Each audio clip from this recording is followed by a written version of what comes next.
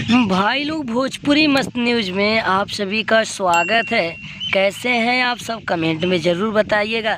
Channel को आप लोग सब्सक्राइब कर लीजिए। आगे आप सभी को ऐसे ही कोई ना कोई अपडेट भोजपुरी से संबंधित आप सभी के पास मैं पहुंचा दूंगा जी। आप सभी को बता दूं, आए दिन दबंग सुपरस्टार खेसारी लाल जी बोल बम का कोई ना कोई न्यू गाना लेकर आते ही रहते हैं। एक दिन जाता नहीं है, दूसरा दिन इनका गाना आ ही जाता है। तो इसी को देखते हुए आप सबके बीच में एक गाना और आया है खेसारी लाल जी का, जो आप सबके बीच में बहुत जल्द आने वाला है जी म्यूजिक भोजपुरी पर। जी म्यूजिक भोजपुरी पर 6 जुलाई को आप सभी को देखने को मिल जाएगा सुबह 6 बजे।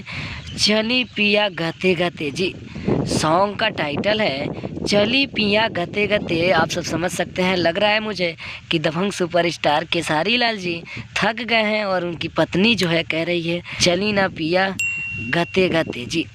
आप सभी को बता दूं, इसका टीजर भी लॉन्च हो गया है जी म्यूजिक भोजपुरी पर। आप लोग जाकर देख सकते हैं, प्यार दुलार आशीर्वाद बना सकते हैं, क्योंकि अभी फुल वीडियो आने में 2 दिन बाकी है। 6 जुलाई 6 बजे आप सभी को सुबह 6 बजे देखने को मिल जाएगा। आप लोग ज़्यादा से ज़्यादा प्यार दुलार आशीर्वाद दीजिएगा।